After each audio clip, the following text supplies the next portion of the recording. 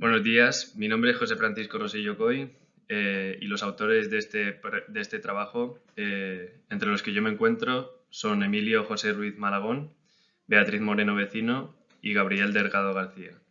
Y venimos a presentar un proyecto que se trata de análisis de la cinemática y la variabilidad motora en remates de pádel en función del nivel de juego y de la intensidad de golpeo. La toma de datos y el análisis de dichos datos, todo se ha realizado en el CESAC, Centro de Enseñanza Superior Alberta Jiménez. A continuación tenemos un esquema del proyecto. En primer lugar, la introducción, objetivos, métodos, resultados y discusión, conclusión, limitación y líneas de futuro y, por último, la bibliografía.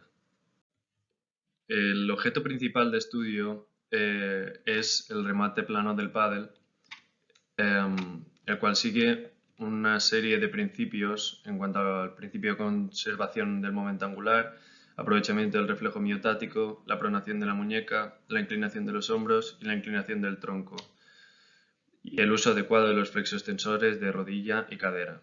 Además de esto, según Whiteside y colaboradores, es un sumatorio de velocidades angulares de diferentes componentes del cuerpo, como son las piernas, la cadera, el tronco, el brazo, el antebrazo y finalmente la muñeca.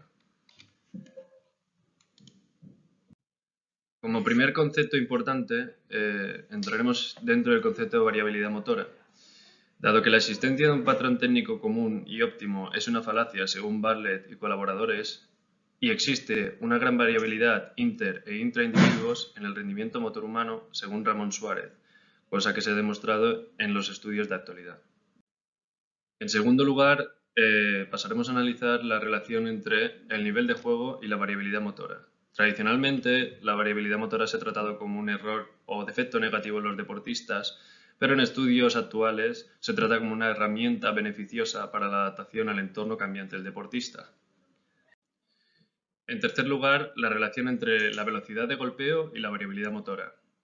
Diversos autores tienen diversas teorías acerca de esta relación. En primer lugar, en cuanto la velocidad aumenta, la variabilidad disminuye. En segundo lugar, en cuanto la velocidad aumenta, la variabilidad se mantiene estable. Y en tercer lugar, tiene una tendencia de U en cuanto a su variabilidad. En cuanto a los objetivos del estudio, en primer lugar, nos centraremos en evaluar la cinemática y la variabilidad en el remate plano de pádel en función del nivel de juego, cuarta, tercera y segunda división autonómica. Y en segundo lugar, estudiar los efectos de la intensidad de golpeo, como sinónimo de velocidad siendo alta, media y baja sobre la cinemática y la variabilidad motora. Entrando dentro de la metodología, en primer lugar encontraremos la muestra que participó en este estudio, tratándose de 9 jugadores, 5 de categoría entre segunda y tercera autonómica y 4 de cuarta. Y en segundo lugar, con la mano dominante encontramos 2 jugadores que son zurdos y el resto que eran diestros, con una de las personas de género femenino y el resto de género masculino. En cuanto al procedimiento a seguir, se realizó un calentamiento estándar para cada jugador y se realizaron seguidamente 3 series de 10 remates a cada intensidad, baja, media y alta, solicitando al jugador la máxima precisión posible en cada golpeo. En el esquema que vemos en la parte lateral izquierda, en el número 7 tenemos el área donde golpeaba el jugador y, siguiendo esta flecha, la dirección del remate hacia la zona de diana. En el número 6 tenemos la persona que era el experto lanzador de pelotas, que ponía la pelota en juego para los jugadores, y en el número 2 y en el 3 las cámaras que captaban la grabación de los remates, y en el número 5 donde se encontraban los investigadores llevando a cabo la recopilación de los datos. En cuanto a las variables dependientes, encontramos varios grupos. En primer lugar, para el análisis 3D, la inclinación de los acromios y tronco, altura de impacto, ángulo del brazo y del codo y de la rodilla trasada. En segundo lugar, para averiguar el error de cada jugador en centímetros, se utilizó la aplicación Kinovea colocando una cuadrícula y contabilizando cuántos golpeos estaban más próximos al centro establecido. En tercer lugar, a través del sensor CEP y un sensor inercial que iba colocado en la muñeca, el sensor CEP colocado en dicha pala de cada jugador, se averiguó la velocidad, el punto dulce, el spin de la pelota y la velocidad máxima del antebrazo. Y en último lugar, para sacar la variabilidad motora, se aplicó la ecuación que tenemos abajo a la derecha. Continuando con el análisis 3D, mediante la aplicación de Kinovea se analizaron cada golpeo de cada jugador desde los diversos ángulos de las dos cámaras puestas en el estudio, y esos datos que se recopilaban en el Kinovea a través de píxeles se introducían en un librito de Excel de un algoritmo DLT que convertía los píxeles en centímetros. En cuanto al análisis estadístico, en referencia al nivel de juego, se llevó a cabo un t-test de muestras independientes y en referencia a la intensidad de golpeo se llevó a cabo un t-test de muestras relacionadas. Y el tamaño del efecto de cada uno fue calculado. Entrando en el apartado de resultados y discusión, vemos varios diagramas de araña que hacen referencia a los resultados obtenidos por cada jugador participante en el estudio. Los diagramas de color morado son resultados obtenidos de jugadores de segunda división autonómica, mientras que los diagramas de color rojo son de jugadores de tercera o cuarta división autonómica.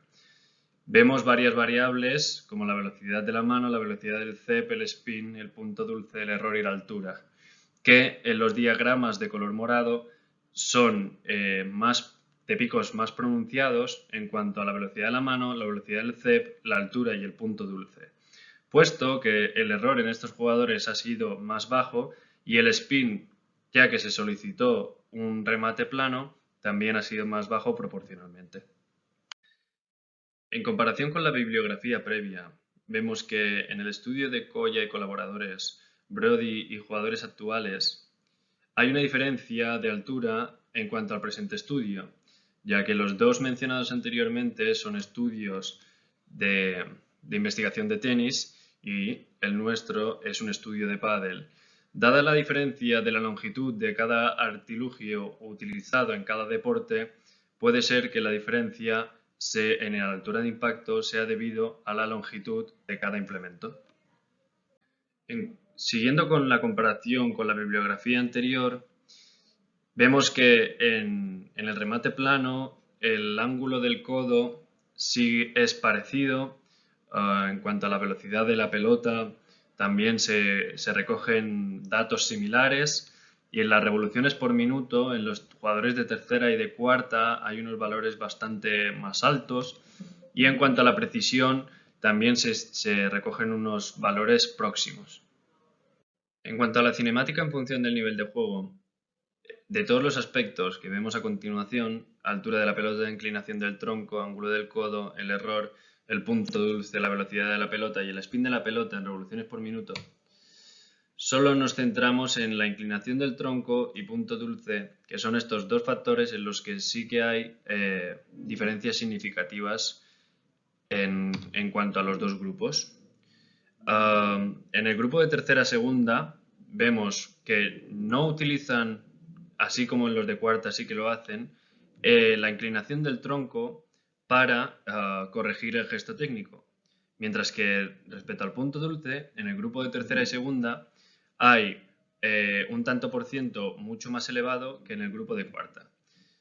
Esto puede ocasionar lesiones de codo de tenista en jugadores amateur, refiriéndose al grupo de cuarta, debido a una mayor tensión en el antebrazo provocado por impactos descentrados.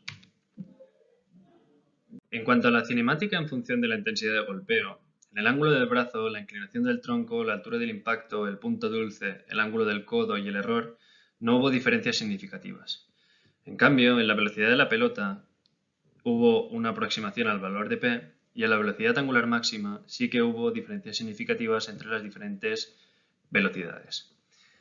Respecto a los valores que no encontramos diferencias significativas, puede ser debido a que en este estudio solo nos centramos en analizar el momento del impacto y dado que hay otras fases en el golpeo técnico del remate del pádel, podría ser que en otras fases se encontraran diferencias significativas y en el momento del impacto no. En cuanto a la variabilidad en función del nivel de juego, en la inclinación del tronco, el grupo de segunda-tercera tiene mayor variabilidad que el grupo de cuarta y en cuanto al ángulo del codo, el grupo de cuarta tiene mayor variabilidad que el grupo de segunda-tercera.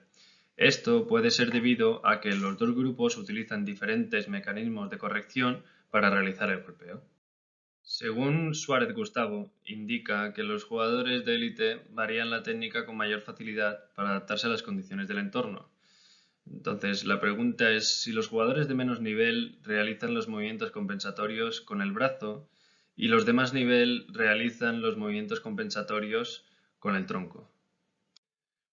En cuanto a la variabilidad en función de la intensidad, en las gráficas apreciamos que en la inclinación de los acromions, la altura de impacto y el ángulo del brazo tiene una tendencia a disminuirse, pero sin en ningún valor sacando diferencias significativas.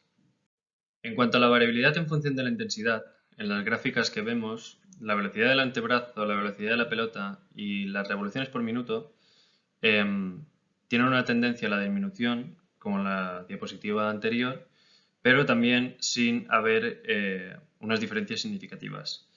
Y respecto a estos resultados, se sacan como dos hipótesis, en la que el golpeo del remate se aprende a alta velocidad y cuando toca bajar la velocidad cuesta su realización. Y la segunda es que cuanta menos velocidad, mayor duración del golpeo tenemos, por tanto, más movimientos correctivos se puede permitir el jugador de realizar. Y con vuestro permiso pasaremos a ver las diferentes conclusiones del estudio realizado. En primer lugar, en cuanto a la cinemática del impacto y el nivel de juego, se hallaron diferencias significativas en la inclinación del tronco, que era mayor en los jugadores de tercera división. Esto se asoció a un mayor uso de la musculatura del tronco, que permite golpear con mayor velocidad. También hubo diferencias en el porcentaje de impactos con el punto dulce, mayor en los jugadores de segunda y tercera. En segundo lugar, respecto a la cinemática del impacto y la intensidad de golpeo, solo hubo diferencias en la velocidad angular máxima del antebrazo, siendo el tamaño del efecto grande a mayores intensidades de golpeo, la velocidad fue también mayor. Es posible que los ángulos en el momento del impacto no se vean influenciados por la intensidad, pero sí haya cambios en otras fases del movimiento, fase preparatoria y fase post-impacto. En tercer lugar, en cuanto a la variabilidad motora y el nivel de juego, hallamos diferencias en la inclinación del tronco, que fue mayor en los jugadores de mayor nivel. Hubo indicios de significatividad en la variabilidad del ángulo del codo, siendo menor en los jugadores de más nivel. Se sugiere que los jugadores de más nivel realizan movimientos compensatorios diferentes, más eficientes a los de menos nivel. Y por último, en relación de la variabilidad motora y la intensidad de golpeo, en función de la intensidad de golpeo no hubo diferencias en ninguna de las variables estudiadas. La falta de significatividad no concuerda con los datos de estudios previos, que sí hayan algún tipo de relación. Sin embargo, en base a la observación de las gráficas, sí que se observa una tendencia a una menor variabilidad a mayor intensidad de golpeo. En cuanto a las limitaciones, valores próximos a la significatividad podrían haber sido diferencias significativas si el tamaño de la muestra hubiera sido más grande. En cuanto a otros estudios que han utilizado máquinas lanzapelotas, en este estudio utilizamos la figura de un lanzador experto, ya que permite la preparación más similar a las condiciones reales de juego. Y en este estudio solo se ha tenido en cuenta la cinemática del impacto, por tanto sería interesante tener en cuenta las otras fases, como la fase de preparación o la fase de post-impacto. Como posible línea de futuro, estudiar más a fondo las diferencias entre sexos y proporcionar unas condiciones más reales de juego al estudio. Con el apartado de referencias finalizo mi presentación y para cualquier duda, consulta o sugerencia les dejo el correo a vuestra disposición.